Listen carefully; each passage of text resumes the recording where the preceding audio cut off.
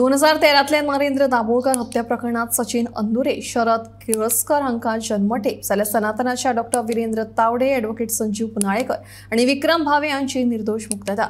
Tawde, advocate Punalekar आणि भावे यांची निर्दोष मुक्ततेवेल्यान सनातनावेल्यान निर्दोषत्व सिद्ध जाल्ल्याचे राष्ट्रीय म्हणयारो चेतन राजहंस उलयलो।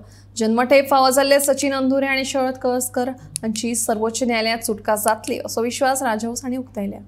2013तल्या नरेंद्र दाभोळकर हत्या प्रकरणात सचिन अंदुरे आणि शरद केळसकर हांकां जन्मठेप फावो जाली जाल्यार डॉ.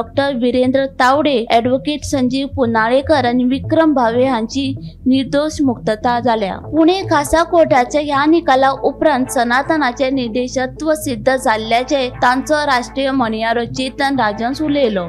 जन्मठेप फावो जाल्ले सचिन अंदुरे आणि शरद केळसकर हांची सर्वोच्च न्यायालयात सुटका जातली अशें राजहंस म्हणटा। डॉ. दाभोळकर हत्या प्रकरणात आज सनातन संस्थेचं निर्दोषत्व सिद्ध झालं आहे आणि न्यायालयाने आज या प्रकरणातला UAPA ॲक्ट गैरलागू आहे असं सांगितलं आहे।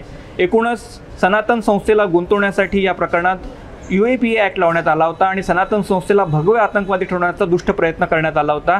त्यासाठी विक्रम भावे या सनातनच्या साधकाला 2 वर्ष कारावासात ठेवण्यात आलं। आज त्याची न्यायालयाने निर्दोष मुक्तता केली आहे। त्याचबरोबर डॉ. तावडे ज्यांनी सनातनच्या आश्रमात निशुल्क वैद्यकीय सेवा दिली त्यांनाही 8 वर्ष कारावासात ठेवण्यात आलं होतं आरोपी म्हणून। त्यांचीही आज निर्दोष मुक्तता झाली आहे। मला हाच प्रश्न विचारायचा आहे की ज्यांना CBIने त्यांना आरोपी म्हणून 8 वर्षाचा तुरुंगवास दिला ते आज आणि ज्यांच्यासाठी पाठपुरावा मास्टरमाइंड म्हणून ठरवलं त्या दाभोळकर परिवार यासाठी कुठेतरी प्रायश्चित्त घेणार आहेत का, आत्मक्लेश करणार आहेत का? हिंदुत्ववाद्यांचे वकील संजीव पुनाळेकर यांना सुद्धा निर्दोष मुक्तता करण्यात आलेली आहे। एकूणच हे सगळं प्रकरण बोगस होतं, सनातनला गुंतवण्यासाठी होतं, हिंदुत्ववाद्यांना आतंकवादी ठरवण्यासाठी होतं।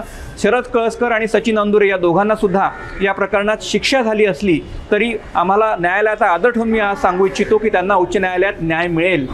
विनायक सामंता सहित ब्युरो रिपोर्ट गोमंतक TV।